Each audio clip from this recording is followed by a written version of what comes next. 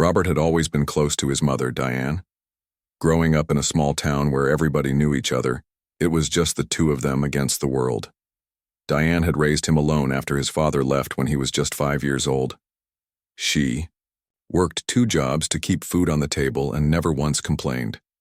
Their Sunday morning pancake breakfasts were sacred, a tradition that continued even after Robert moved into his own apartment just 10 minutes away from her modest home. When Diane passed away suddenly at the age of 67, Robert's world shattered into a million pieces. The doctors called it a heart attack, not uncommon for a woman her age with slightly high blood pressure. At the funeral, neighbors brought casseroles and shared stories about how Diane always had a kind word for everyone. Robert nodded and thanked them, but inside he felt hollow, like someone had scooped out his insides with a spoon. "Your mom was a fighter," said Mrs. Chen from next door, squeezing his arm. "She wouldn't want you drowning in sadness." 3 months passed in a fog. Robert went to work at the local hardware store, came home, stared at TV shows without really watching them, and fell asleep on the couch most nights. The thought of sorting through his mother's belongings felt impossible, like he'd be erasing her bit by bit. One rainy Sunday morning, the first one in months where he'd woken up before noon, Robert made himself pancakes. They were misshapen and too thick, nothing like the fluffy circles his mom used to make. As he chewed the doughy breakfast, something shifted inside him. "Time to face it," he muttered to himself. That afternoon, Robert drove to his mother's house. The lawn needed mowing, and the mailbox was stuffed with flyers and catalogs. Inside, everything was exactly as she'd left it: her reading glasses on the side table, a half-finished crossword puzzle, her favorite blue cardigan hanging on the back of a kitchen chair. He started with the kitchen, sorting things into keep, donate, and trash. By evening, he'd barely made a dent. In her bedroom, he carefully folded her clothes, pausing occasionally to hold a sweater to his face, trying to catch any lingering scent of her lavender perfume. The jewelry box on her dresser was the last thing he tackled that day. It wasn't fancy, a wooden box his grandfather had made years ago. His mom never had expensive jewelry, just a few meaningful pieces she treasured. He opened it, expecting to find her pearl earrings and the silver locket with his baby picture inside. That's when something felt off. The box seemed shallower on the inside than it should be. Robert ran his fingers along the bottom and noticed a slight ridge. When he pressed one corner, there was a soft click, and the false bottom popped. "What in the world?" he whispered. Hidden underneath was a stack of letters, neatly folded and tied with a faded ribbon. Robert's hands trembled as he untied the bundle.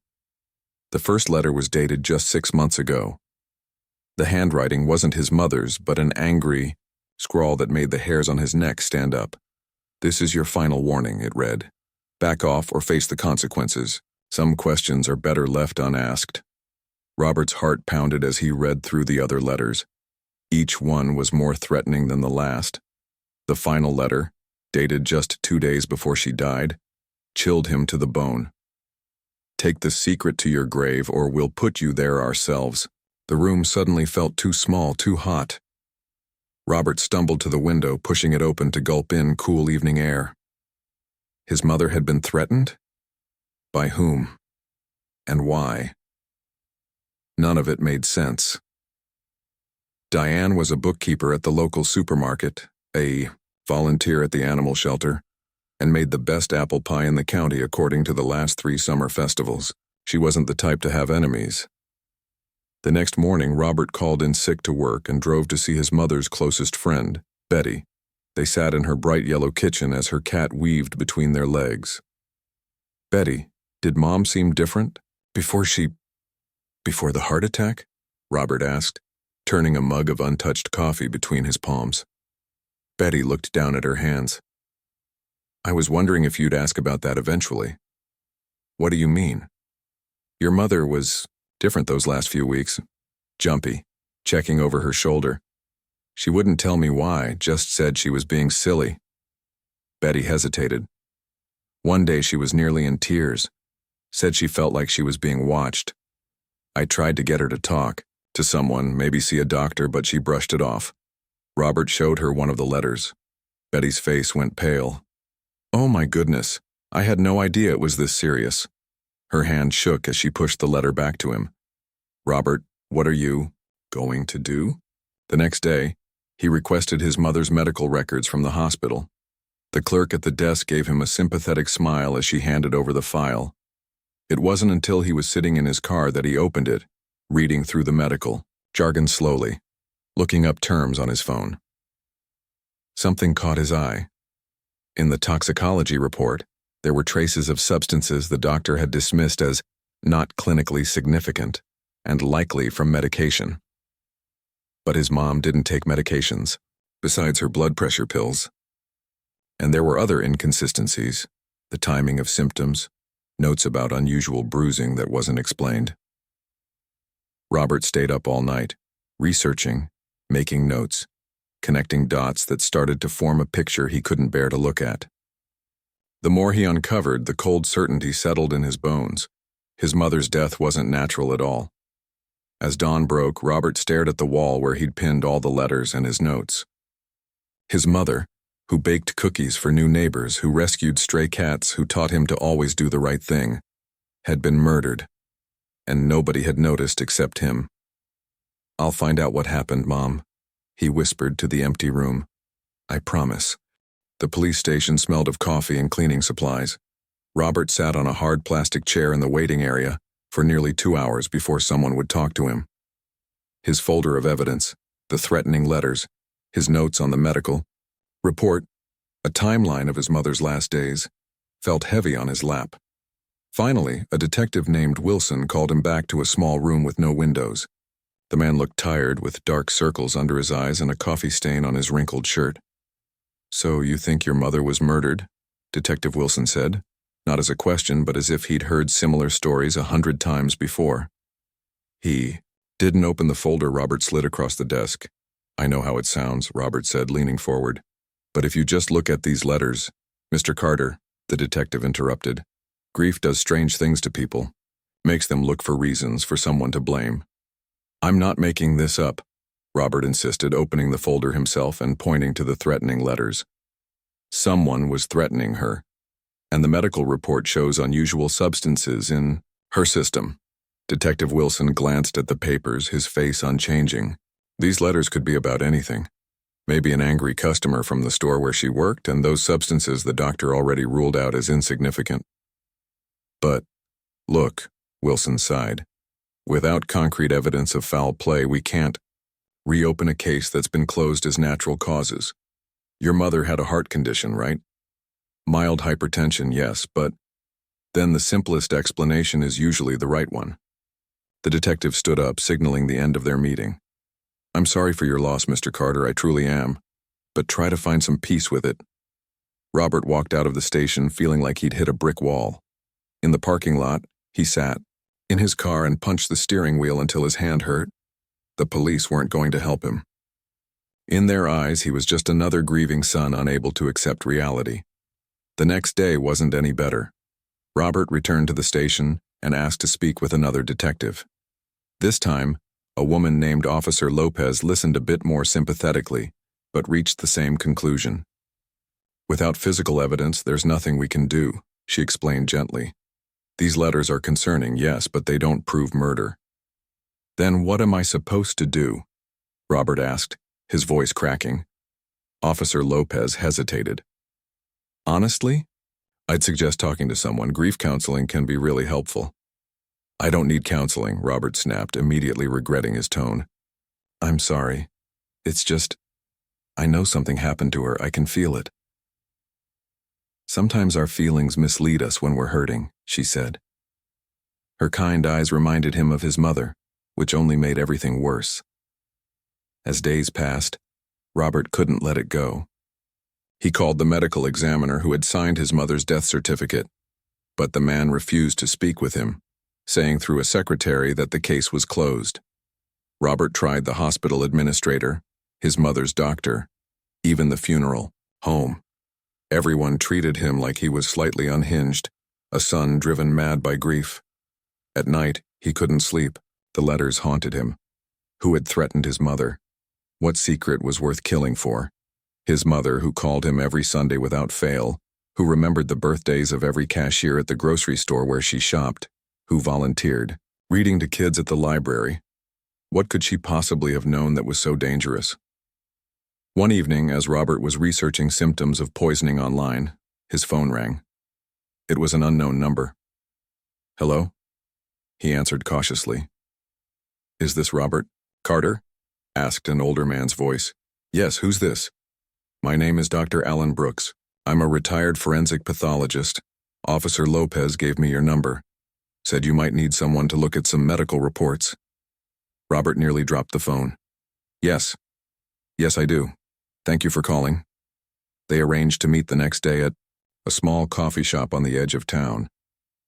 Dr. Brooks was in his 70s, with thick glasses and hands that shook slightly as he spread out the medical reports on the table. "I've been reviewing these," he said, tapping a weathered finger on the toxicology results. "And I have some concerns." For the next hour, Dr. Brooks walked Robert through the report, explaining what each finding meant in plain English. "These levels here," he said, circling a section, "are unusual. They could indicate exposure to certain compounds that in the right dose can trigger cardiac symptoms similar to a heart attack." "You mean poison?" Robert whispered, aware of the other. Customers nearby. Dr. Brooks adjusted his glasses. "I can't say definitively without more evidence, but yes, it's consistent with certain poisons that break down quickly in the body. They're hard to detect if you're not specifically looking for them." Why wouldn't the medical examiner catch this? Overworked, understaffed, or... Dr. Brooks paused. Sometimes people miss things they're not looking for, or don't want to find. Hope and dread mingled in Robert's chest. "So you believe me?" "I believe these results warrant further investigation," Dr. Brooks said carefully. "But here's the problem. The only way to prove it now would be to examine tissue samples from your mother's body." The implication hung heavy in the air between them. "You mean exhumation?" Robert's mouth went dry at the thought. Dr. Brooks nodded grimly. "I'm afraid so. And without police support, getting a court order for that will be nearly impossible." Robert stared into his cold coffee. "So I'm back where I started." "Not quite." Dr. Brooks leaned forward. "You now have a medical professional who thinks something is off. I can write up my findings, which might help persuade a judge. It's a long shot, though." Over the next several weeks, Robert and Dr. Brooks tried every legal avenue. They filed petitions with the court for an exhumation order. They approached the district attorney's office. They even tried contacting a state investigator. Each attempt hit a dead end. The final rejection came on a Tuesday afternoon. The court denied their last appeal for exhumation. The letter cited insufficient evidence and respect for the deceased's remains. That night, Robert sat in his mother's house, surrounded by her things, holding the last threatening letter in his hands. The words seemed to burn into his vision. "Take the secret to your grave or we'll put you there ourselves." His mother had secrets someone had killed for. The evidence was literally buried 6 feet underground. And no one with any authority was willing to help dig for the truth. As rain pattered against the windows, Robert made a decision that would change everything.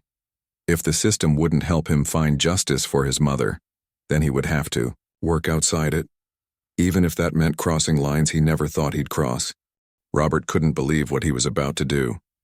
Standing in his living room at midnight dressed in black clothes, he looked down at the items spread across his coffee table: 2 shovels, work gloves, flashlights, tarps, and a small toolkit. The very sight of these things made his stomach twist into knots. "This is crazy," he whispered to himself. "Absolutely crazy." His phone buzzed with a text message. "Outside. Ready when you are." It was from Uncle Frank, his mother's younger brother. Robert hadn't been sure if Frank would actually show up when he'd called him 3 days ago, explaining everything in a voice that cracked with emotion and fear. "You sure about this, Bobby?" Frank had asked over the phone. "This isn't just illegal. It's not something you come back from, I'm sure," Robert had answered.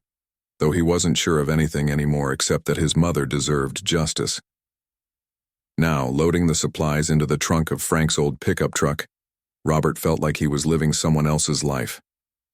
Frank looked nervous, his weathered face pale in the streetlight. "Last chance to back out," Frank said quietly as they climbed into the cab. Robert shook his head. "She would have done it for either of us." The drive to the cemetery took 20 minutes, but it felt much longer. The radio played softly, some late-night talk show discussing baseball scores, creating an eerie contrast to their grim mission. They parked half a mile away on a service road that maintenance crews used. "How'd you figure all this out?"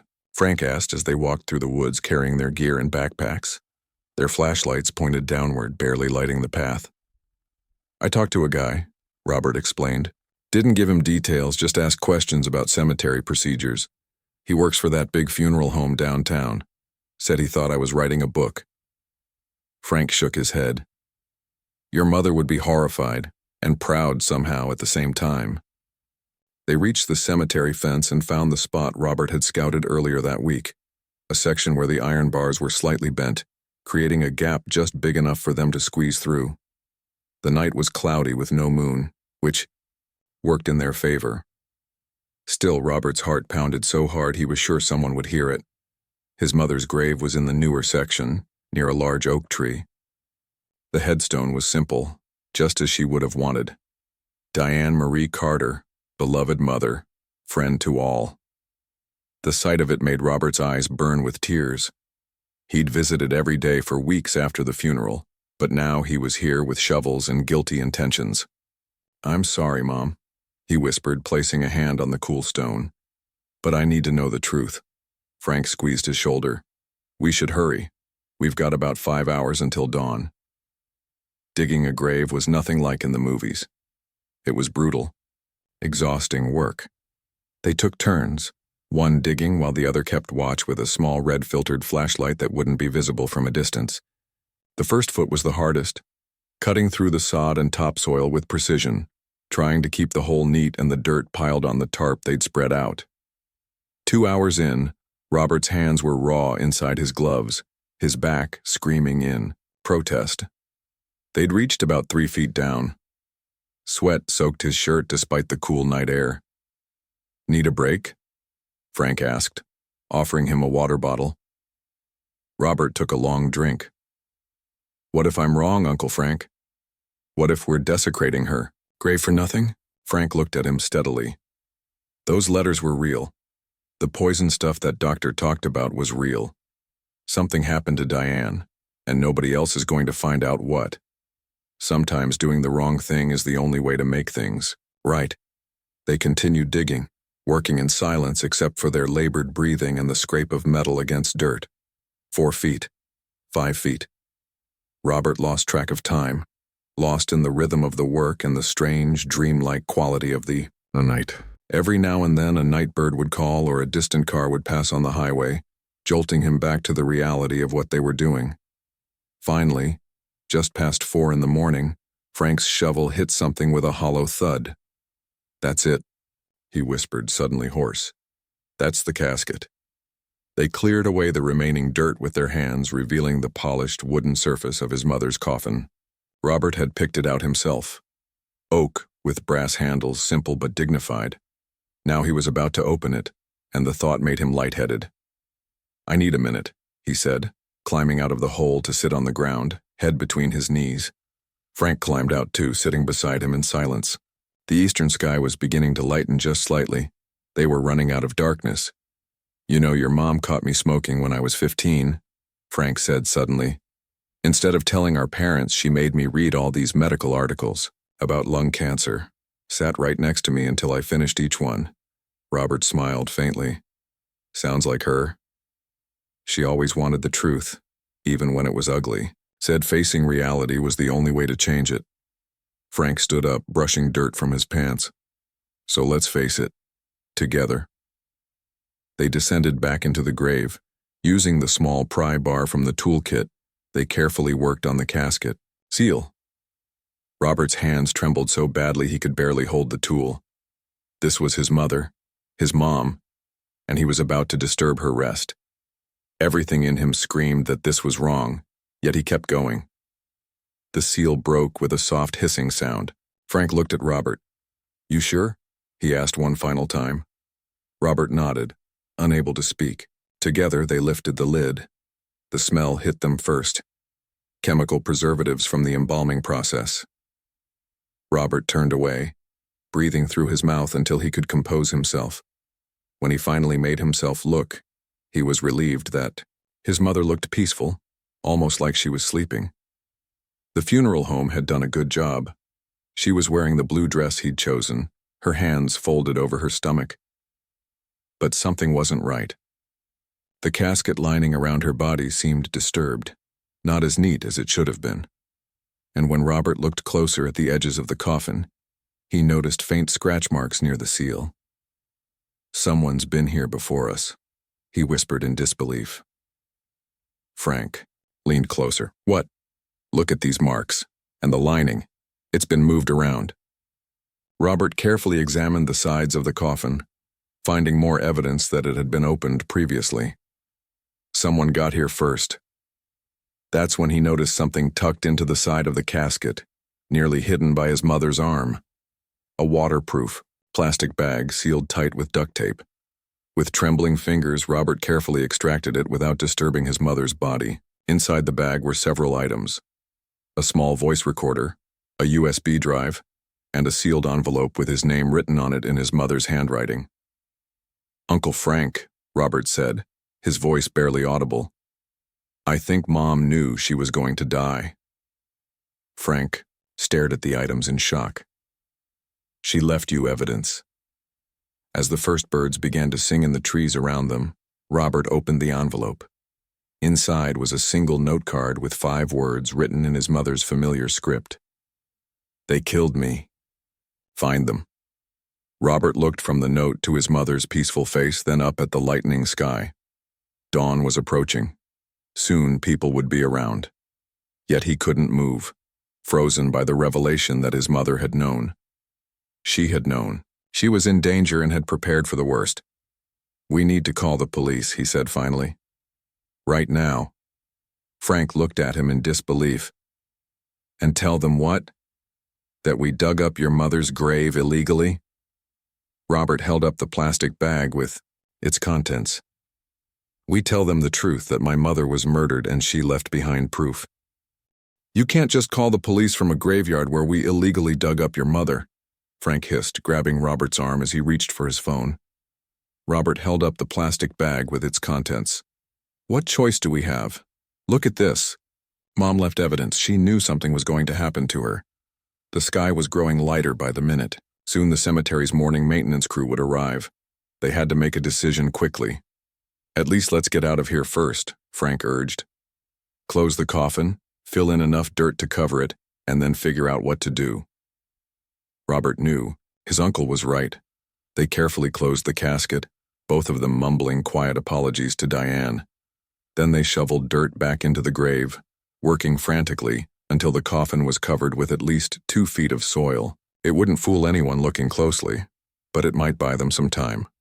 They gathered their tools and slipped away just as the first maintenance truck pulled into the cemetery entrance. By the time they reached Frank's pickup, both men were covered in dirt, exhausted and overwhelmed by what they'd found. "My place is closer," Frank said as they drove away, constantly checking the rearview mirror. "Let's go there and look at what's in that bag." Frank lived in a small apartment above a hardware store downtown. The sun was fully up by the time they climbed the back stairs, both of them looking over their shoulders the whole way. Once inside, they showered quickly, changed into borrowed clothes, and sat at Frank's kitchen table with the plastic bag between them. "I'm almost afraid to look," Robert admitted, staring at the items inside. Frank pushed a cup of strong coffee toward him. "Your mother wanted you to find this. Whatever's in there, she meant for you to see it." With trembling hands, Robert opened the bag and spread the contents on the table. The voice recorder, the USB drive, and the note that simply read, "They killed me. Find them." "Let's start with this," he said, picking up the voice recorder. It was a small, cheap model, the kind you could buy at any office supply store. He pressed play. His mother's voice filled the small kitchen, making both men flinch with surprise. "Robert, if you're hearing this, then I was right to be afraid."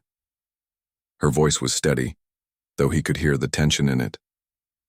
"I've hidden this, where I think only you would find it. I hope I'm being paranoid, but if not, well, here's what happened." Robert and Frank sat frozen as Diane's voice explained everything. 6 months ago, while working on the accounts at the supermarket, she'd noticed discrepancies in the books. Large sums of money moving through the store that didn't match actual sales. At first, she thought it was a mistake, but as she dug deeper, she realized the supermarket was being used to launder money. "It's not just Mr. Winters, the owner," her voice continued. "There are others involved, important people in town. I found connections to City Hall, the police department, even Judge Reynolds." Robert and Frank exchanged shocked glances at the mention of the county judge who had denied their exhumation requests. "I tried to do the right thing," Diane's recording continued. "I went to Mr. Winters first, thinking maybe he didn't know. That was my mistake. He pretended to be shocked, said he'd look into it. The next day, the first threatening letter arrived in my mailbox." She detailed how she'd gathered evidence anyway, copying financial records and taking photos of documents after hours. She'd compiled everything that proved the money laundering operation, which she believed was connected to a drug distribution network in several counties. "The last piece fell into place when I found records of property purchases," her voice explained. "They're buying land all over the county through shell companies, land that's going to be worth millions when the new highway comes through. It's all on the USB drive." The recording paused and they heard their mother take a deep breath. "I know they're watching me. I've seen the same car drive by the house too many times. Yesterday someone followed me to the grocery store. I've tried calling the state police, but no one takes me seriously. I'm just a bookkeeper with a wild story about corruption." Her voice grew softer. "Robert, I'm scared. If something happens to me, it won't be natural. I've been putting my affairs in order just in case. The blue dress, please. And make sure Mr. Whiskers goes to Betty. You're allergic." Robert wiped tears from his eyes. Even facing possible death, his mother had worried about him getting stuck with her cat. "I'm leaving this recording and the evidence in several places. One copy is with my lawyer, though he doesn't know what it is, just that it's to be given to you if anything happens to me. Another copy will be with me, always. And I've mailed a third set to a journalist in the city, time delayed." The recording crackled as Diane moved closer to the microphone. "If I die suddenly, don't believe it was natural no matter what they say. Fight for the truth, Robert. You're stronger than you think. I love you, son. I've always been proud of you." The recording ended. The kitchen was silent except for the hum of the refrigerator and Frank's ragged breathing. "Jesus," Frank whispered. "My sister." Robert couldn't speak.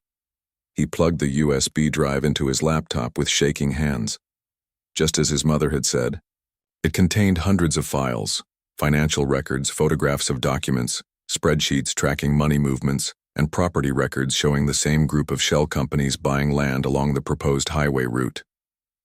"Look at this," he said, pointing to a spreadsheet.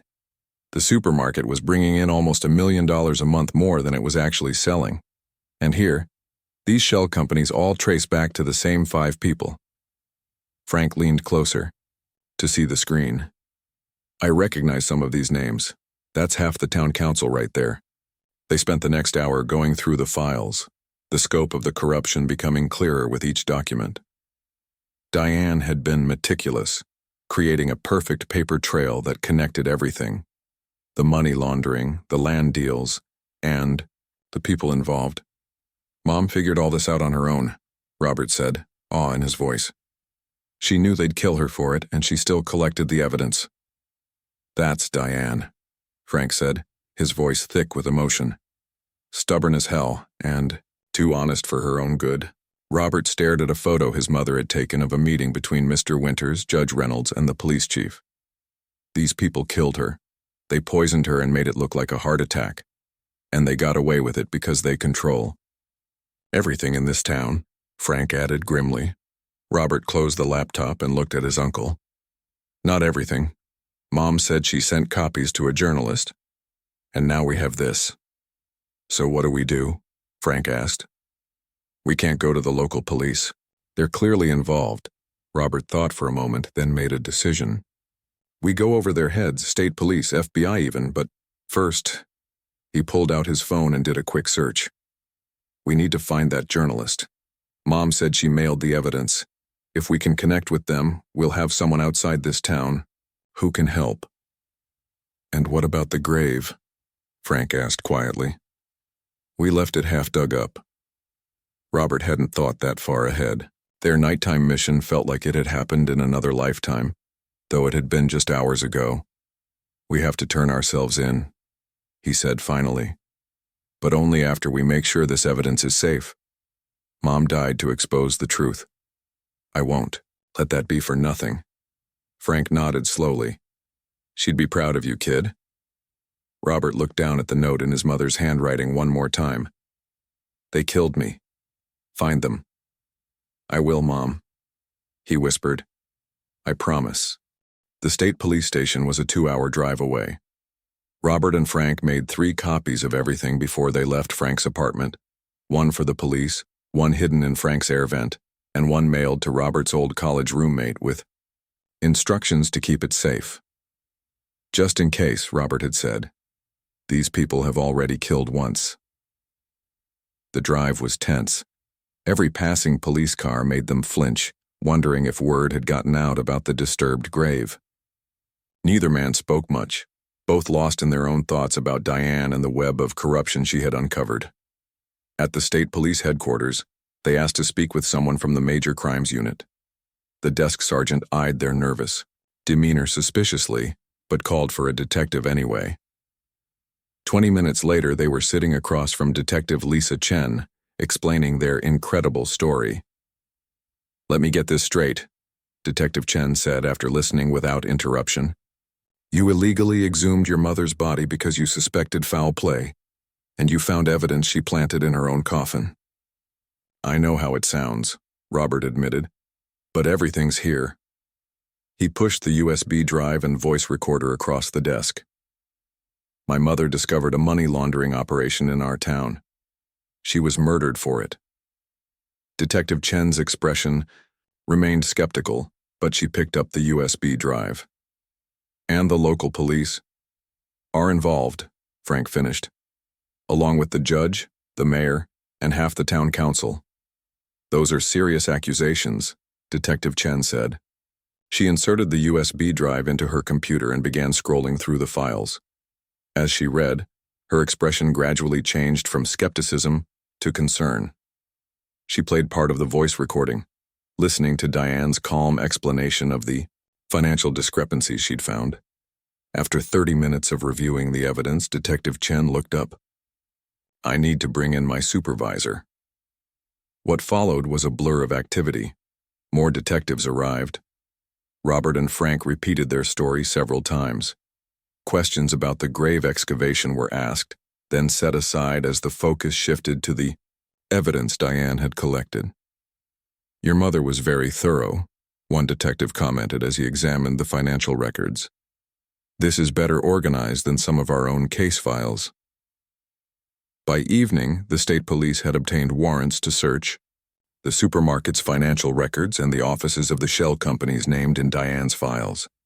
Robert and Frank were placed in a hotel under police protection, both technically in custody for the grave desecration, but treated more like material witnesses. What happens now? Robert asked Detective Chen before she left them. Now we investigate, she said. This will take time. The people involved have resources and connections, but your mother built a strong case. And what about us? The grave? Detective Chen's expression softened slightly. That's complicated. What you did was illegal, but the circumstances are unusual. For now, stay put and let us work. 3 days passed in the hotel room. Robert and Frank watched the local news obsessively, but there was no mention of either the disturbed grave or any investigation. On the 4th morning, Detective Chen arrived with another officer and new developments. We've been busy, she said, sitting across from them. The FBI has joined the investigation due to the scope of the corruption. Preliminary searches have confirmed much of what your mother documented. We've frozen accounts and secured additional evidence. Robert leaned forward. So you believe us? About my mom being murdered? We're taking it very seriously, Detective Chen replied. The medical examiner is reviewing her file, and we've obtained an official exhumation order. This time it will be done properly. We need to perform new toxicology tests. And what about the grave we disturbed? Frank asked. The cemetery reported it. Detective Chen confirmed. But we've spoken with the county prosecutor. Given the circumstances, they're willing to forgo charges if you both cooperate fully with our investigation. Relief washed over Robert. We will. Whatever you need. The following weeks were a whirlwind. Robert and Frank gave dozens of statements, pointing investigators toward people mentioned in Diane's notes. The official exhumation revealed exactly what Dr. Brooks had suspected, traces of a sophisticated poison designed to mimic heart attack symptoms. The local medical examiner who had signed off on the natural causes finding was one of the first people arrested. One by one, the dominoes fell. Mr. Winters, the supermarket owner, Judge Reynolds, the police chief, several town council members, all arrested in carefully coordinated raids that made national news. Local bookkeeper exposes corruption from beyond the grave, read one headline. Diane's story spread across the country, her meticulous evidence gathering praised by law enforcement officials. The journalist Diane had mailed her evidence to finally surfaced. She had been working on the story cautiously, aware of the dangers when the arrests began. Her feature piece in a major newspaper detailed Diane's courage and filled in the final pieces of the puzzle. 6 months later, the trials began. Robert attended every day, listening as prosecutors laid out how his mother had stumbled onto the money laundering operation and how the conspirators had decided she needed to be silenced. The poison had been provided by a crooked pharmacist, administered in a cup of coffee by someone she trusted. Mr. Winters himself had deactivated the supermarket security cameras that day, giving the killer the opportunity. By the time the verdicts came in, guilty on all counts, Robert felt both vindicated and empty. Nothing would bring his mother back, but at least justice had been served. The conspirators received lengthy prison sentences, their corruption scheme dismantled completely. On the 1-year anniversary of the arrests, Robert stood at his mother's grave, now properly restored after the official exhumation. The cemetery had been understanding once the full story emerged. He'd brought yellow daisies, her favorite. "We did it, Mom," he said softly, placing the flowers by the headstone. He'd had it changed. The new one read, Diane Marie Carter, beloved mother, seeker of truth. Uncle Frank joined him, placing his hand on Robert's shoulder. "She'd be proud of you, you know. Not many people would have gone to the lengths you did." "I just followed the clues she left," Robert replied. "She was the brave one." As they turned to leave, Robert noticed a young woman approaching with flowers of her own. He recognized her as the journalist who had helped break the story. "I hope you don't mind," she said. "I wanted to pay my respects. Your mother changed my life too. Showed me what real courage looks like." "She'd like that," Robert said. "She believed the truth was worth fighting for, no matter the cost." The journalist nodded. "The foundation you started in her name, for whistleblower protection, it's doing important work." Robert smiled. The Diane Carter Truth Project had been his way of ensuring his mother's legacy lived on, supporting others who took risks to expose corruption. It wouldn't bring her back, but it meant that her death hadn't been for nothing. As they walked away from the grave, Robert felt a sense of peace that had eluded him since his mother's death. The nightmares about digging up her grave had finally stopped. The guilty men were in prison, and most importantly, everyone now knew the truth about Diane Carter. Not just that she had been murdered, but that she had been brave enough to fight back, even from beyond the grave. Back in his car, Robert looked at the small framed photo of his mother he kept on the dashboard. It showed her laughing at a picnic years ago, her face full of joy and life. "Rest easy, Mom," he whispered. "We found them,"